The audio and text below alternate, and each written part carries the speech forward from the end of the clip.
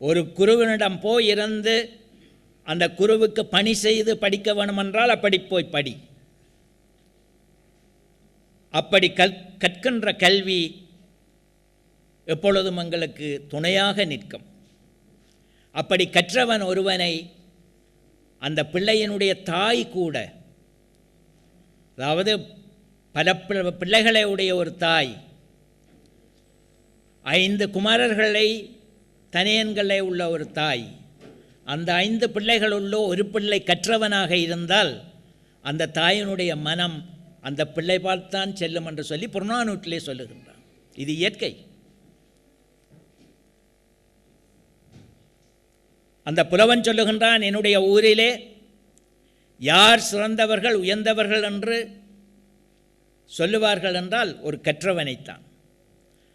அவன் எந்த குலத்திலே பிறந்தவனாக இருக்கலாம்,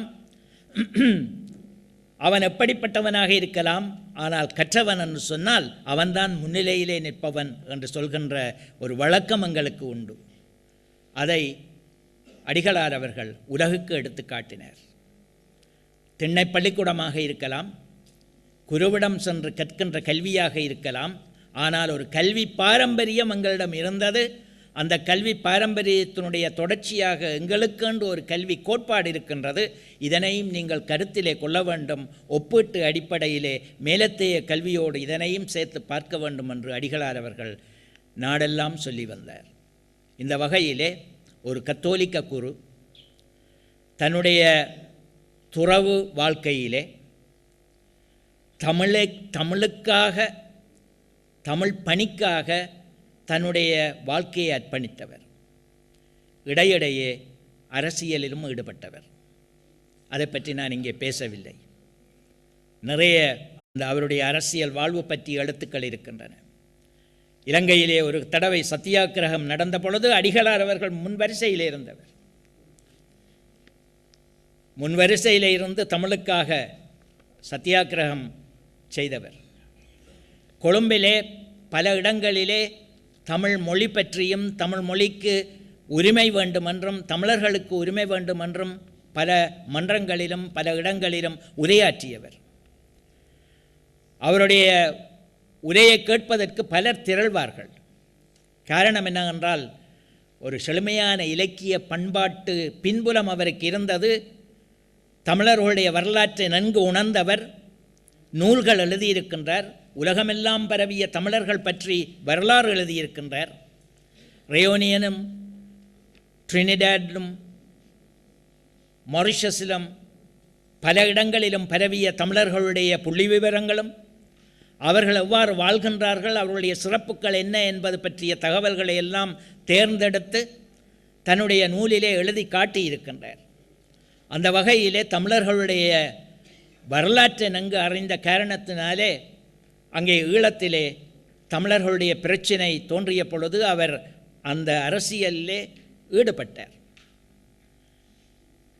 தவிர்க்க முடியாது. அவர் ஒரு மத குருவாக இருந்த பொழுதும் இது தன்னுடைய தாய் மொழியினுடைய பிரச்சினை என்று அதிலே ஈடுபட்டார். இந்த மாதிரியான ஒரு வாழ்வினை கொண்ட ஒரு பெரியவர் எங்களுக்கு கிடைத்தது நாம் செய்த புண்ணியம். அவரை பற்றி ஏன் நினைக்கவில்லை என்றெல்லாம் கேள்விகள் எழுபவர்களுடன் நாங்கள் பேச வேண்டிய அவசியமில்லை. அது அவர்களுடைய அறியாமையோடு நாங்கள் போய் மேலும் அறியாமையை உண்டாக்கக்கூடாது. எங்களுடைய நாட்டிலே மாணவர்களுக்கு பாட பரப்பிலே தனிநாயகம் அடிகளார் இருக்கின்றார்கள். சென்ற ஆகஸ்ட் மாதம் நடைபெற்ற பல்கலைக்கழக புகுமுக தேர்வுக்கு அடிகளார் பற்றி கட்டுரை எழுதும்படி அங்கே ஒரு வினா அமைக்கப்பட்டிருந்தது. நூற்றாண்டு கண்டு தெரியும், தேர்வாளர்களுக்கு தெரியும், மாணவர்களுக்கு தெரியுமோ என்னவோ தெரியாது. தெரிந்திருந்தால் அவர்கள் ஆயத்தப்படுத்தி இருப்பார்கள். ஆனால் நூற்றாண்டு என்ற காரணம் அல்ல.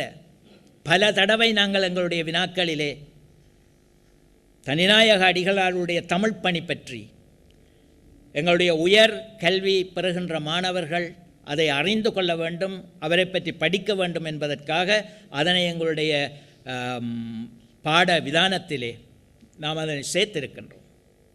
காரணம் என்னவென்றால், கற்றவர்கள் அவரை தள்ளி புறந்தள்ளி தமிழை பார்க்க முடியாது.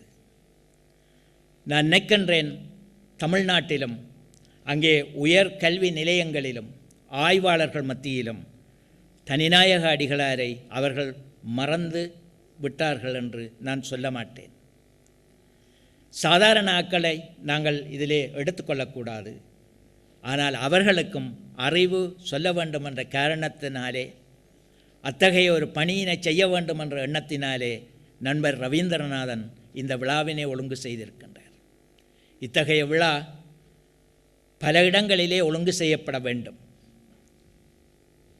தமிழ் தூத தன்னாயம் அடிகளாருடைய தனித்துவத்தினையும் அவருடைய தொண்டினையும் அந்த தொண்டினால் ஏற்பட்ட விளைவுகளையும் மக்களுக்கு நாங்கள் எடுத்து கூற வேண்டும். அந்த பணியினை செய்கின்ற ரவீந்திரநாதன் அவர்களை மீண்டும் மீண்டும் பாராட்டி, அவருடைய குடும்பத்தினருக்கு என்னுடைய நன்றியினை உங்கள் எல்லோருடைய சார்பில் நன்றிகளை கூறி, ஏனென்றால் அவர்கள் இவருக்கு பின்னாலே இருந்து நாங்கள் வந்து இறங்குகின்றோம் விமான நிலையத்திலே, ரவீந்திரநாதன் அவர்கள் மருத்துவமனையிலே இருக்கின்றாராம் என்று நாங்கள் கேள்விப்பட்டவுடனே அதிர்ந்து போய்விட்டோம். தமிழுக்கு தொண்டு செய்பவர்கள் ஒருபோதும் துன்பப்படுவதில்லை. அதுதான் எனக்கு தெரிந்தது. என்னை நன்றாக இறைவன் படைத்தனன், தன்னை நன்றாக தமிழ் செய்யுமாறே. அது ரவீந்திரநாதனுக்கும் பொருந்தும் என்று கூறி, இந்த வாய்ப்பினை தந்தமைக்கு நன்றி கூறி விடைபெறுகின்றேன். நன்றி, வணக்கம்.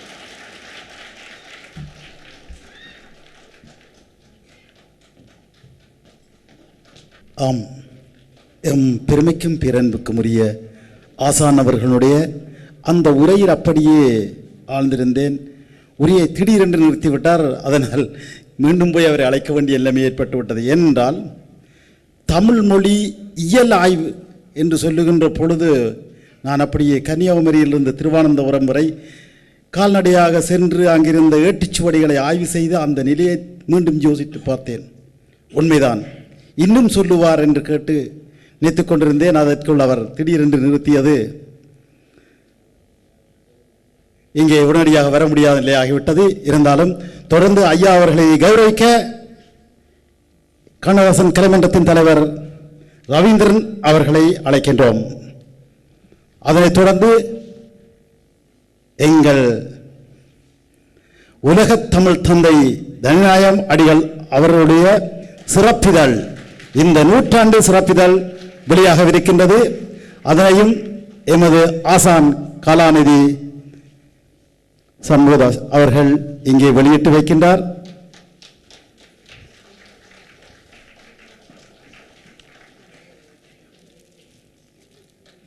இந்த நூலை பதிப்பித்து தந்தவர் உலகத்தமிழர் பதிப்பகத்தின் உரிமையாளர், அமைதியும் செயல் வீரமும் கொண்ட ஒரு தனித்துவம் பெற்றவர், அசையாத நம்பிக்கை, தமிழுக்கு இறுதி வரை தன்னாலான பணியை செய்து கொண்டிருக்கும் அந்த அன்புக்குரிய மதிவாணன் அவர்களையும் அரங்கிற்கு அழைக்கின்றோம். இந்த முதல் பிரதியை வாங்குவதற்கு உடனடியாகவே நாம் அந்த அடையாறு என்றவுடனேயே வாயினிக்கும் ஆனந்தபவன், அங்கே பல தொண்டுகளை செய்து கொண்டிருப்பவர், பொது பணிக்கென தன்னை பெரும்பகுதியை அர்ப்பணித்துக் கொண்டிருப்பவர், கிடைக்கும் வருமானத்தில் பெரும்பகுதியை அதற்காக செலவிட்டுக் கொண்டிருப்பவர் அன்புக்குரிய சீனிவாசராஜா அவர்கள் இந்த முதல் பிரதியை பெற்றுக் கொள்கின்றார். உங்கள் மிகுந்த ஆர்வமான கரகோஷங்களோடு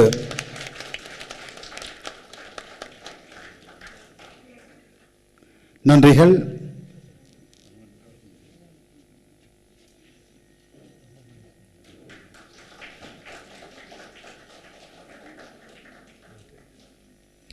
நூலை வெளியிட்ட பெருமதிப்பிற்குரிய ஆசான் சண்முகதாஸ் அவர்களுக்கும், அதனை பெற்றுக்கொண்ட